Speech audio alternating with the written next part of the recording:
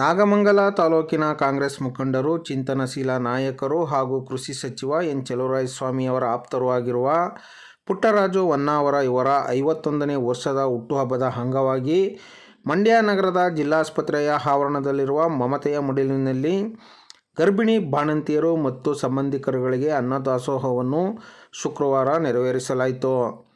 ನಂತರ ಸಾರ್ವಜನಿಕರಿಗೆ ಬಸವನ ಗಿಡ ವಿತರಣೆ ಮಾಡಿ ಅರ್ಥಪೂರ್ಣವಾಗಿ ಹುಟ್ಟುಹಬ್ಬವನ್ನು ಆಚರಿಸಲಾಯಿತು. ಈ ಸಂದರ್ಭದಲ್ಲಿ ಶ್ರೀಮತಿ ಸವಿತಾ ಪುಟ್ಟರಾಜು, ಸಮರಸೇನೆ ರಾಜ್ಯಾಧ್ಯಕ್ಷ ಸುನೀಲ್ ಗೌಡ, ಮಾಸ್ಟರ್ ಚಿಕ್ಕೇಗೌಡ, ಕುಮಾರ್ ಪ್ರಕಾಶ್, ಸದಾನಂದ ಹಾಗೂ ಅವರ ಸ್ನೇಹಿತರಿದ್ದರು.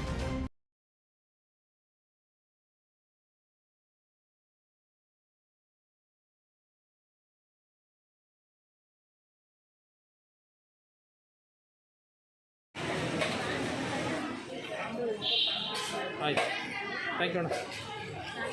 ಒಂದು ನಿಮಿಷ. ನಮ್ಮ ಬಾಲಗಂಗಾಧರ ಸ್ವಾಮೀಜಿಯವರ ಒಂದು ಆಶ್ರಯದಲ್ಲಿ ಬೆಳೆದವರು ನಾನು ದಾಸೋಹ ಮಾಡಬೇಕು, ನಮ್ಮದೆಲ್ಲದರಿಂದ ಅನ್ನದಾನ ಮಾಡಬೇಕು. ಮಂಡ್ಯ ಜಿಲ್ಲಾ ಆಸ್ಪತ್ರೆ ಕೈಲಾದಂಥ ಸೇವೆಯನ್ನು ಮಾಡೋಣ ಕೇಕ್ ಬೇಡ, ಗಿಡಗಳನ್ನು ನೆಡಲಿ, ಸಸಿಯನ್ನು ನೆಡಲಿ,